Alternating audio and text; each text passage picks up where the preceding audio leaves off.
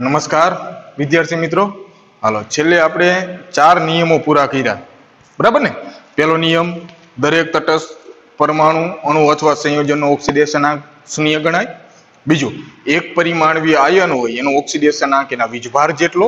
કેટલાક ધન આયન અને ઋણ આયનો હોય જેનો ઓક્સિડેશનાંક તેના પર રહેલા વીજભાર જેટલો. ખાસ યાદ રાખવાનું, એ OH, CH3COO, CN, NO3, NH4+, SO4 2-, CO3 2-, PO4 3-. ચોથો, હાઇડ્રોજન માટે હાઇડ્રોજન યુક્ત સંયોજનોમાં હાઇડ્રોજનનો ઓક્સિડેશનાંક +1 ગણાય. અપવાદ તરીકે જ્યારે ધાતુના હાઇડ્રેટ સંયોજનો હોય, ધાતુ હાઇડ્રોજન સાથે જોડાયેલો હોય ત્યારે એનો ઓક્સિડેશનાંક ગણાય -1.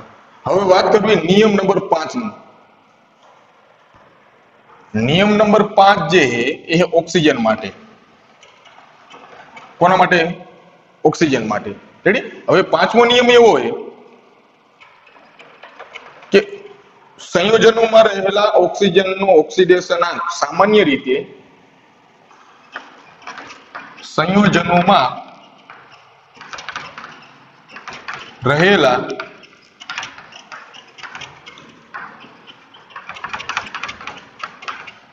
ઓક્સિજનનો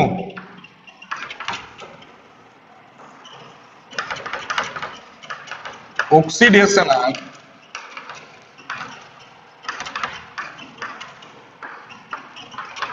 સામાન્ય રીતે -2 ગણાય.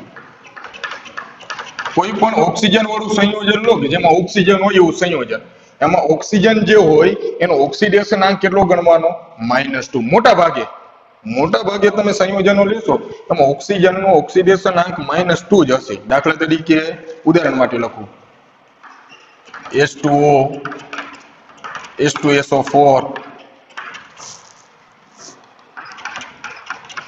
KMnO4, MgO, HNO3. રેડી? મોટા ભાગના તમે સંયોજનો લેશો ને એમાં ઓક્સિજનનો જે ઓક્સિડેશનાંક રહ્યો ને -2 ગણાય. કેટલો ગણાય? -2. મોટા ભાગના. રેડી? પણ એમાં અપવાદ તરીકે આગળ સમજાવું, પણ મોટા ભાગના તમે સંયોજનો લેશો કે જેમાં ઓક્સિજન હોય તો એ ઓક્સિજનનો ઓક્સિડેશનાંક તમને ડાયરેક્ટ ખબર પડી જાય કે એનો -2 જ હોય. એનો ઓક્સિડેશનાંક કેટલો હોય? -2. અપવાદ તરીકે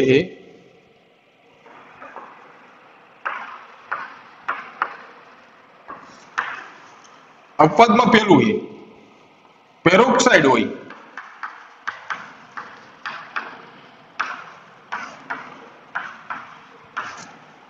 પેરોક્સાઇડ, પેર એટલે જોડ, ઓક્સિજનની જોડ.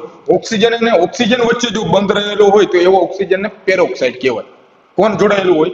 ઓક્સિજન અને ઓક્સિજન. બીજા સંયોજન બીજી સાથે કોઈ જોડાયેલું હશે પણ ઓક્સિજન અને ઓક્સિજન વચ્ચે જો બંધ હોય તો એને શું કહેવાય? પેરોક્સાઇડ. તો પેરોક્સાઇડ સંયોજનોમાં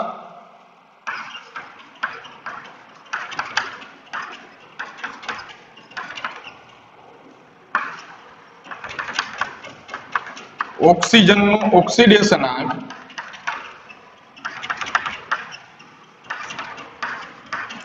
-1 ગણાય. ત્યારે ઓક્સિજન જો પેરોક્સાઇડમાં હોય, એક બંધ ઓક્સિજન અને ઓક્સિજન વચ્ચે રહેલો હોય ત્યારે એનો ઓક્સિડેશનાંક કેટલો ગણાય? -1. દાખલા તરીકે potassium peroxide, sodium peroxide, barium peroxide અને હાઇડ્રોજન પેરોક્સાઇડ. દાખલા તરીકે ઉદાહરણ તમને હાઇડ્રોજન માટે આપું, એમાં આવડતે હોય હાઇડ્રોજન, ઓક્સિજન, ઓક્સિજન અને હાઇડ્રોજન. હવે સમજો, આ બેમાંથી વિદ્યુતઋણતા કોની વધારે? ઓક્સિજનની. તો હાઇડ્રોજન ગુમાવે. હાઇડ્રોજન કેટલા ગુમાવે? એક હાઇડ્રોજન એક ગુમાવે ને. આ એક ગુમાવે તો આ એક મેળવે, આ એક ગુમાવે તો આ એક મેળવે, તો બે કેટલો મેળવે? એક જ મેળવ્યો ને. હવે આ જે બંધ રહ્યો ઓક્સિજન વચ્ચે છે તો બેની વિદ્યુત ઋણતા સરખી હોય તો આ બંધનો ઇલેક્ટ્રોન એકે તરફ ખેંચાયેલો હોય એ એકય મેળવે નહીં, જેથી એ ઓક્સિજનનો ઓક્સિડેશન આંક કેટલો ગણાય? -1. રેડી? તો અહીંયા ખબર પડી જાય અહીંયાથી ગણતરીમાં કે બે હાઇડ્રોજન છે, એક હાઇડ્રોજન એક આપે તો બે હાઇડ્રોજન કુલ કેટલા આપે? 2. તો 2 કોણ મેળવે? ઓક્સિજન. ઓક્સિજન કેટલા છે? 2 ઓક્સિજન છે તો એકના ભાગમાં કેટલા આવે? 1. તો આ દરેકમાં ઓક્સિજનનું પોટેશિયમ સોડિયમ છે તો બે પેલા સમૂહના છે એક એક આપે, પેલા સમૂહ વાળા આલ્કલી તો એક સોડિયમ એક આપે, 2 સોડિયમ 2 આપે તો ઓક્સિજન કેટલા મેળવે? 2. તો એક ઓક્સિજનના ભાગમાં કેટલા આવે? -1. એ જ્યારે ગણશું ત્યારે બધા ઉદાહરણો લેતા જશું, અત્યારે સામાન્ય ઉદાહરણો લખ્યા મેં. તો દરેકમાં ઓક્સિજનનો ઓક્સિડેશન આંક કેટલો ગણાય? -1. પેરોક્સાઇડના આટલા જ ઉદાહરણ છે એમાંથી અપવાદ તરીકે. રેડી? બીજો અપવાદ સુપર ઓક્સાઇડમાં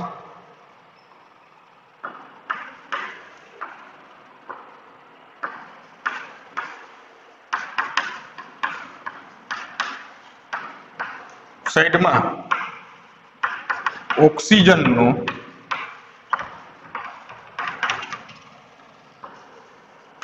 ઓક્સિડેશન આંક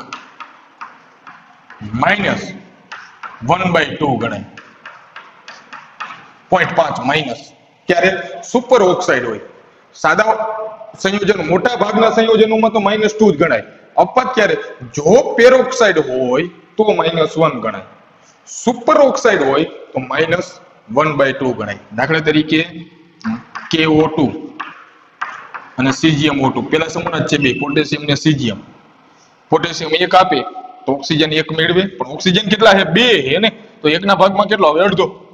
આમાં ગુમાવે સીજીએમ, મેળવે ઓક્સિજન. સીજીએમ કેટલા ગુમાવે? 1. પણ ઓક્સિજનના ભાગમાં 1 આવે પણ ઓક્સિજન 2 છે તો એક ઓક્સિજનનો કેટલો થાય? -1/2. રેડી? તો સુપર ઓક્સાઇડ તો -1/2 ગણવાનું એમાંથી. ત્રીજો અપવાદ ફ્લોરિન સાથેના સંયોજનોમાં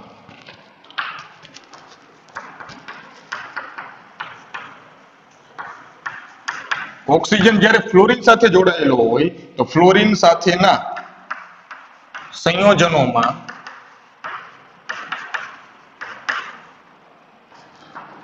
ઓક્સિજનનો ઓક્સિડેશન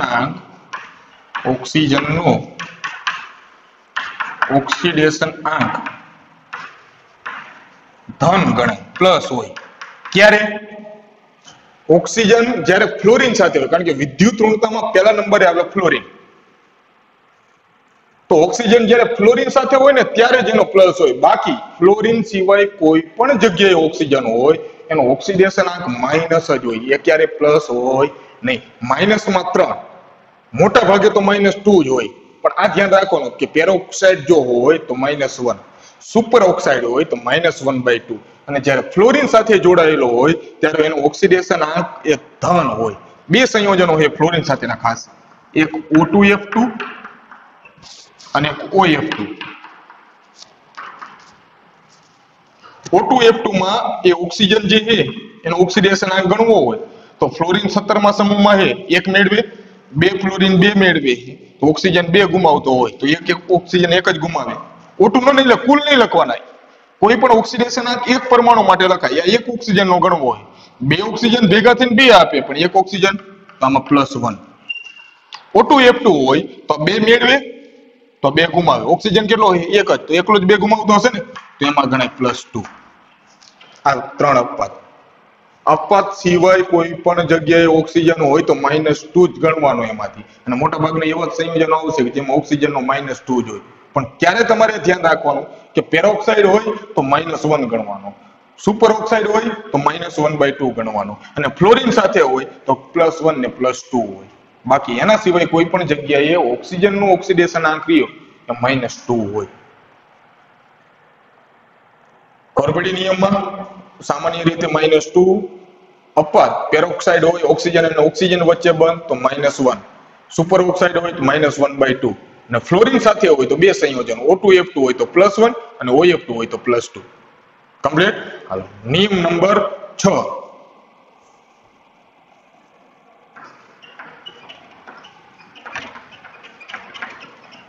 હેલાઇડ સંયોજનોમાં એટલે હેલોજન વાળે, હેલાઇડ એટલે હેલોજન, હેલાઇડ સંયોજનોમાં હેલોજન એટલે ક્લોરીન, ક્લોરીન, બ્રોમિન, આયોડીન.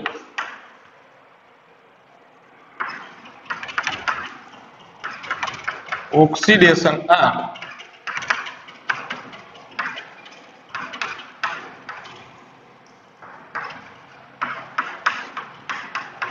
-1 ગણાય. 17મો સમૂહ એટલે એક મેળવે ને, તો હેલાઇડ સંયોજનો હોય એમાં હેલોજનની વિદ્યુત ઋણતા વધારે, એના કારણે હેલોજનનું ઓક્સિડેશન આંક એ -1 હોય. ક્લોરીન, ક્લોરીન, બ્રોમિન અને આયોડીન જે હેલોજન છે એનો હેલાઇડ સંયોજનોમાં ઓક્સિડેશન આંક -1 હોય. દાખલા તરીકે HF લીટું કરવો એટલે એનો ફ્લોરીનનો -1, KI એમાં આયોડીનનો -1, BaCl2 ક્લોરીનનો -1, NaBr બ્રોમિનનો -1. એટલે કોઈ તત્વ સાથે હેલોજન જોડાયેલું હોય તેને હેલાઇડ કહેવાય, અને એવા સંયોજનોમાં તમારે હેલોજનનો ઓક્સિડેશન આંક કેટલો ગણવાનો? -1. તો જેમ ઓક્સિજનનો સામાન્ય રીતે -2 એમ હેલોજનનો કેટલો હોય? -1. પણ એમાં હે અપવાદ.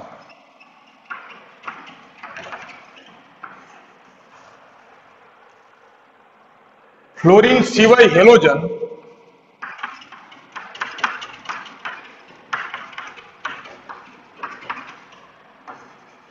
બીજા હેલોજન એટલે કોણ? ક્લોરીન, બ્રોમિન અને આયોડીન જ્યારે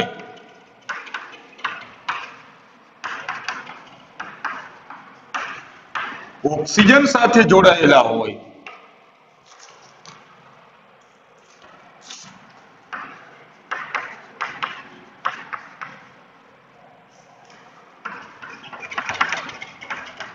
ત્યારે તેનો ઓક્સિડેશન આંક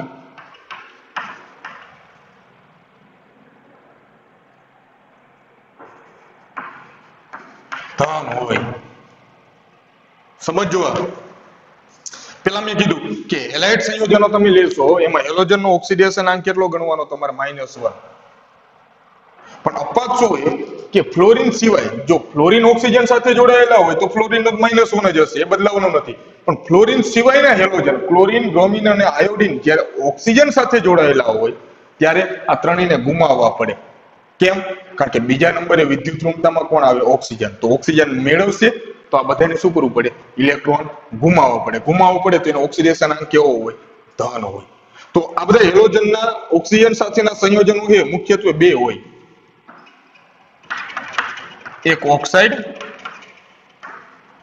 અને બીજો હોય ઓક્સો એસિડ.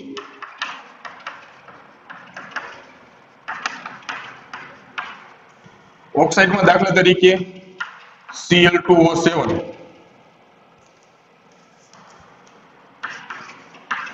Br2O3, I2O5. હાલો, આમાં ક્લોરીન, બ્રોમિન અને આયોડીન માટે તો ક્લોરીનનો ગણવો હોય તો આ બેમાં મેળવશે કોણ? ઓક્સિજન. એક ઓક્સિજન કેટલા મેળવે? 2. કેટલા ઓક્સિજન છે? 7. તો કુલ કેટલા મેળવે? 14. તો 14 કોણ આપે?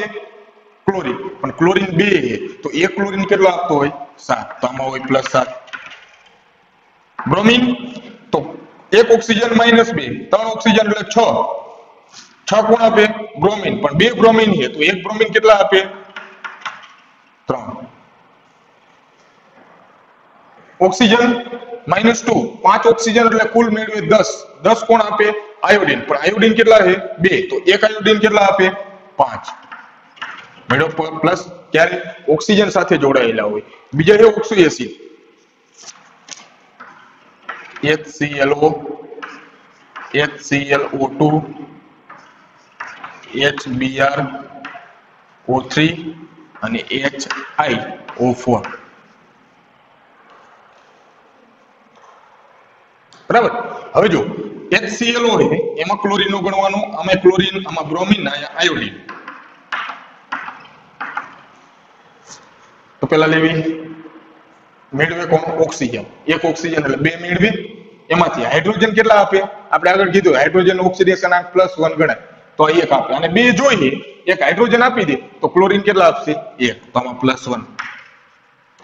2 ઓક્સિજન એટલે એને કુલ 4 જોઈએ, 4 માંથી 1 હાઇડ્રોજન આપી દે તો ક્લોરીન નાખવા પડે 3. ઓક્સિજન નું -2, 3 ઓક્સિજન એટલે 6 જોઈએ, 6 માંથી 1 આપી દે હાઇડ્રોજન, તો આને કેટલા જોઈએ? 5 આપવા પડે. 4 ઓક્સિજન એટલે -8, 8 માંથી 1 આપી દે હાઇડ્રોજન, તો હવે એને 7 જોઈએ, 7 કોણ આપે? આયોડિન, તો પ્લસ થયો. તો હેલોજન નું હેલાઇડમાં ઓક્સિડેશનાંક -1 હોય, હેલોજન નું -1 ઓક્સિડેશનાંક. પરંતુ ફ્લોરીન સિવાયના ક્લોરીન, બ્રોમિન અને આયોડિન જ્યારે ઓક્સિજન સાથે જોડાયેલા હોય ત્યારે એને ઇલેક્ટ્રોન ગુમાવવા પડશે, જેથી એનો ઓક્સિડેશનાંક ધન હોય. તો એક તો ઓક્સાઇડ, હેલોજનના ઓક્સિજન સાથેના સંયોજનો ઓક્સાઇડ અને ઓક્સો એસિડ, એમાં એ હેલોજનનો ઓક્સિડેશનાંક હોય ધન હોય, પ્લસ હોય. ખબર પડી? રેડી? તો બીજા 2 નિયમો. પાંચમો નિયમ ઓક્સિજન માટે, સંયોજનોમાં રહેલા ઓક્સિજનનો ઓક્સિડેશનાંક સામાન્ય રીતે -2 હોય. અપવાદ ક્યાં? તો કે જો પેરોક્સાઇડ હોય, ઓક્સિજન અને ઓક્સિજન વચ્ચે બંધ હોય તો એનો ગણવાનો -1. સુપર ઓક્સાઇડ હોય તો -1/2. ફ્લોરીન સાથે હોય તો એનો ધન હોય પ્લસ, એક જ ફ્લોરીન સાથે O2F2 તો +1 હોય ઓક્સિજનનો, અને OF2 માં ઓક્સિજનનો +2. હેલાઇડ સંયોજનોમાં હેલોજનનો ઓક્સિડેશનાંક ફ્લોરીન, ક્લોરીન, બ્રોમિન, આયોડિન એ -1 હોય. પણ અપવાદ કે ફ્લોરીન સિવાયના ક્લોરીન, બ્રોમિન અને આયોડિન જ્યારે ઓક્સિજન સાથે જોડાયેલા હોય ત્યારે એનો ઓક્સિડેશનાંક એ પ્લસ હોય. ઓક્સાઇડમાં અને ઓક્સો એસિડમાં એનો ઓક્સિડેશનાંક એ પ્લસ હોય. તે ઉદાહરણ તરીકે થઈ ગયા. ખબર પડી? હાલો 2 સેકન્ડ, આ 2 નિયમો પાછા લખ નાખવાના, એમાંથી આગળ નિયમો જોવી. ફક્ત જોઈ લો ફટાફટ.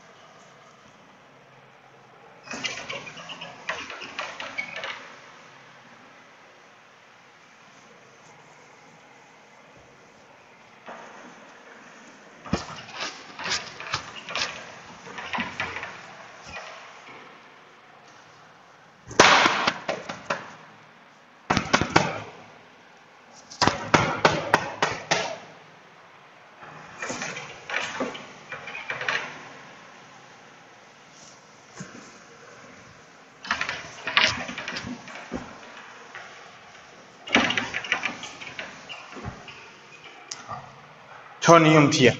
રેડી? હવે 7મો.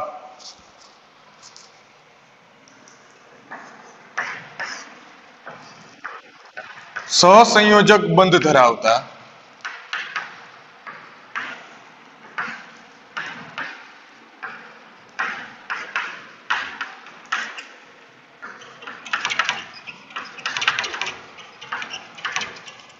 કાર્બનિક સંયોજનોમાં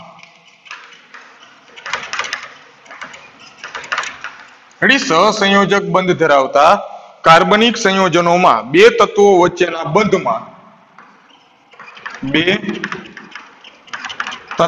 વચ્ચેના બંધમાં જેની વિદ્યુત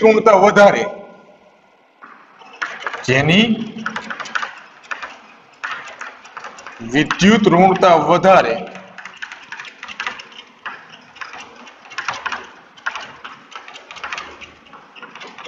તે તત્વનો ઓક્સિડેશનાંક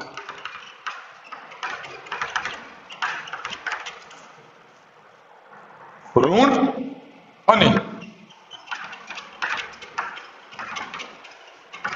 જેની વિદ્યુત ઋણતા ઓછી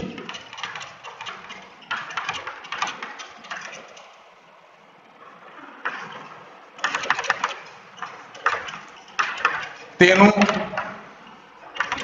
ઓક્સિડેશન આંક ધન ગણાય.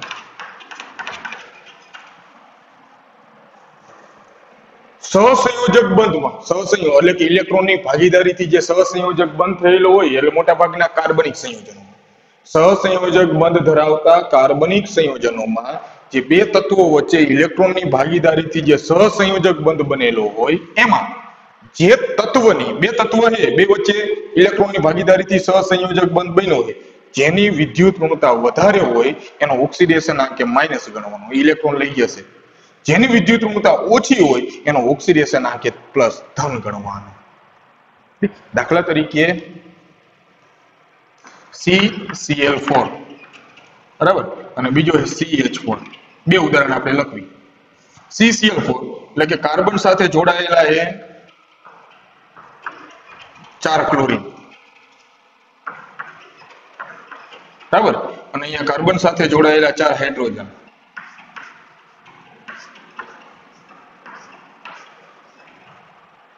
રેડી? હવે એમાં આ જે કાર્બન છે અને ક્લોરીન વચ્ચે જે બંધ છે 4 બંધ છે તો આ જે કાર્બન અને ક્લોરીન છે આ બે તત્વો વચ્ચે જે બંધ છે આ બેમાં વિદ્યુત ઋણતા કોની વધારે? ક્લોરીનની. તો એક બંધ છે તો બંધના જે ઇલેક્ટ્રોન બે એક એક ઇલેક્ટ્રોનની ભાગીદારીથી બનાવેલા છે તો ઇલેક્ટ્રોન કોણ લઈ જાય? ક્લોરીન. તો ક્લોરીનનો કેટલો ગણાય? -1. આ બેમાં કોણ લઈ જાય? ક્લોરીન. તો ક્લોરીનનો -1. આ બેમાં કોણ લઈ જાય? ક્લોરીન. તો -1. આ બેમાં ક્લોરીન લઈ જાય -1. તો કાર્બનના કુલ કેટલા ગયા? 4. તો એ કાર્બનનો ઓક્સિડેશન આંક કેટલો એમાં? પ્લસ 4 ઓલાનો -1 ક્લોરીનનો. તો CCl4 માં ક્લોરીનનો -1 ને કાર્બનનો +4. આમાં કાર્બન અને હાઇડ્રોજન વચ્ચે બંધ છે તો એમાં વિદ્યુત ઋણતા કોની વધારે? તો કે કાર્બનની. તો હાઇડ્રોજન એક ગુમાવે તો +1. આમાં હાઇડ્રોજન ગુમાવે +1. આમાં હાઇડ્રોજન ગુમાવવા પડશે +1. આમાં હાઇડ્રોજન ગુમાવે +1. તો કાર્બને કુલ કેટલા મેળવ્યા? 4. તો એમાં કાર્બનનો કેટલો? -4. ખબર પડી હું શું કહું? એમાં CCl4 છે એમાં કાર્બનનો +4 છે અને આમાં જો CH4 માં -4. કેમ કે સહસંયોજક બંધ ધરાવતા જે તત્વો હોય એ તત્વો વચ્ચે જે બંધ હોય એમાં જેની વિદ્યુત ઋણતા વધારે એનો ઓક્સિડેશન આંક માઈનસ, જેની ઓછી એનો પ્લસ. જેટલા બંધ હોય એટલા ઇલેક્ટ્રોન એ લઈ જશે. જેટલા બંધ હોય એટલા ઇલેક્ટ્રોન એ લઈ જશે એમાંથી. ખબર પડી? એ આગળ બધા સંયોજનો માટે એ જ પ્રમાણે થશે. એમાંથી આગળ બધા સંયોજનો માટેની ગણતરીમાં એ જ પ્રમાણે. પણ નિયમ માટે બે ઉદાહરણ મેં તમને આપી દીધા એમાંથી. નિયમ નંબર 7 માટે. રેડી? હાલો નિયમ નંબર 8 પછી બીજાના ઉદાહરણો છે આગળ એમાંથી ગણશું આપણે. બરાબર? તટસ્થ બહુપરિમાણવીય તટસ્થ. રેડી? તટસ્થ સંયોજન જે તટસ્થ એ પણ બહુપરિમાણીય એક કરતા વધારે પરમાણુ હોય એમાંથી તટસ્થ બહુપરિમાણવીય સંયોજનોમાં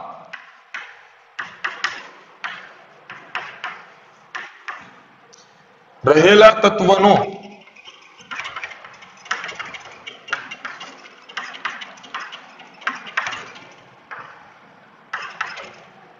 તત્વોના ઓક્સિડેશન આંકનો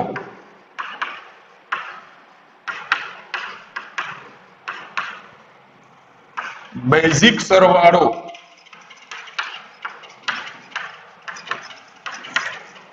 શૂન્ય હોય છે.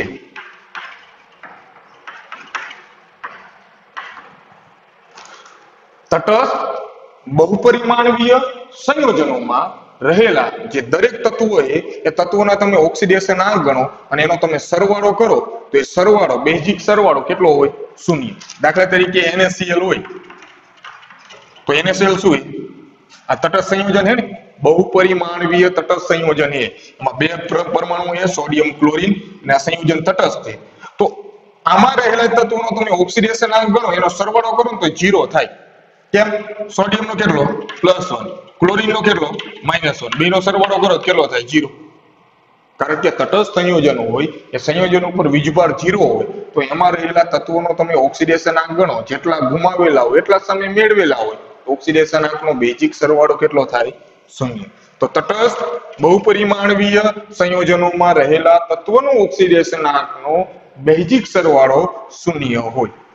રેડી? એવી જ રીતે જો કોઈ આયનીય સંયોજન હોય, આયનીય ધન આયન કે ઋણ આયન, આયનીય બહુપરિમાણવીય સંયોજનોમાં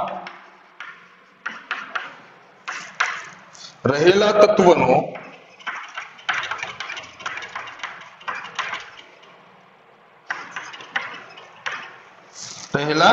તત્વોના ઓક્સિડેશનાંકનો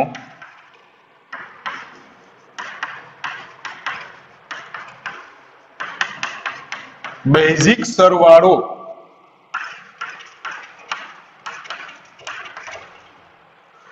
તેની પર રહેલા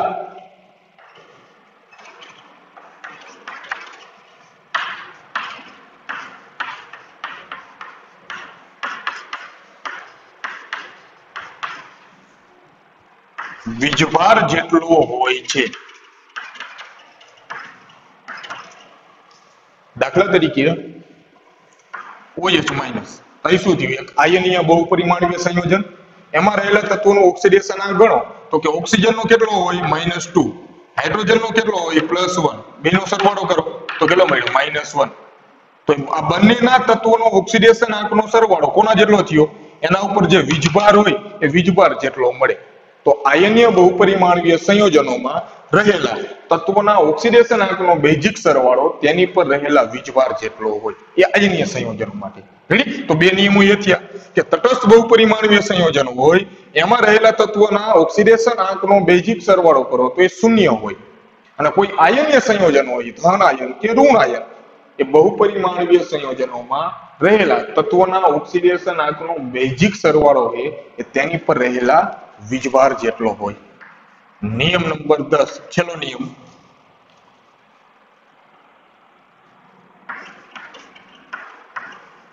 સંયોજનોમાં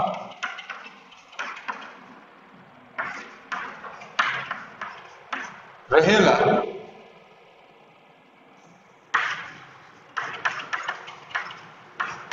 આલ્કલી ધાતુ હોય એ આલ્કલી ધાતુનું ઓક્સિડેશનાંક +1.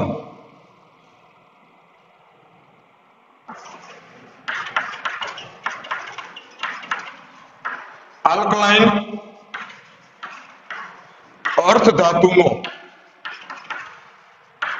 ઓક્સિડેશનાંક એ +2 હોય, અને ફ્લોરીનનો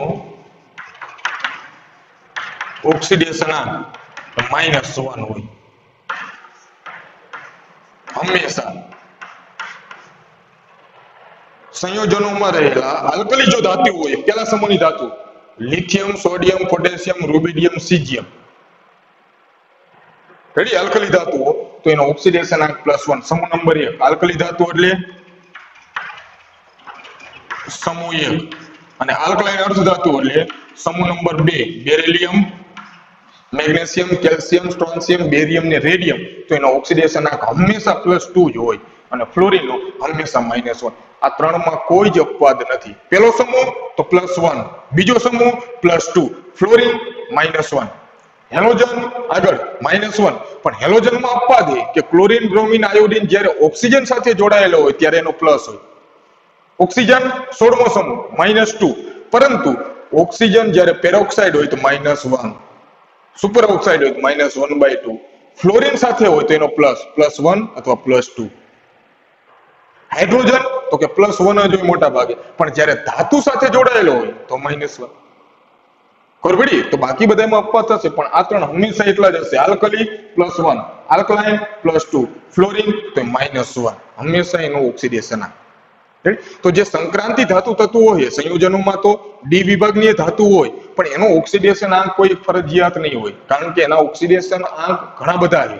કે ક્રોમિયમ લો તો +2 હોય, +4 હોય, +6 હોય, જુદા જુદા ઓક્સિડેશન આંક ધરાવે, જેથી એનો કોઈ ફિક્સ ઓક્સિડેશન આંક નથી. તો સંયોજનોમાં શું થશે કે આવી કોઈ ડી વિભાગની ધાતુઓ હોય તો એનો ઓક્સિડેશન આંક તમને ડાયરેક્ટ ખબર પડે નહીં, પણ એની આજુબાજુ જે તત્વો છે, હાઇડ્રોજન છે, ઓક્સિજન છે, હેલોજન છે, આવા બધા તત્વો રહેલા હોય એનો તમે ઓક્સિડેશન આંક જાણતા હોય તો બાકી કોઈ એક તત્વ વધ્યો હોય એનો ઓક્સિડેશન આંક એ મળી જાય.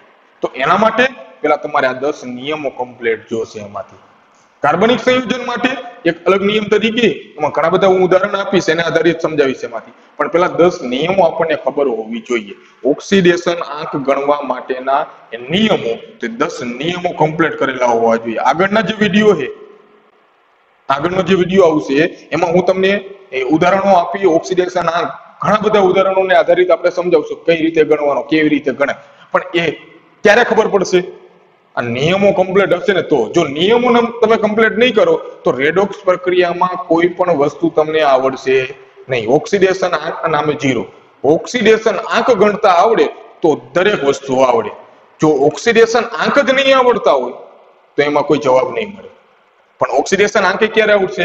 પેલા નિયમો તમે કમ્પ્લીટ હોવા જોઈએ. તો 10 જે નિયમો હોય એકદમ કમ્પ્લીટ કરી નાખવાના એમાંથી. એમાં ઉદાહરણો જે એ ગોખવાના નથી, કોઈ સામાન્ય ઉદાહરણ તરીકે મેં આપ્યા.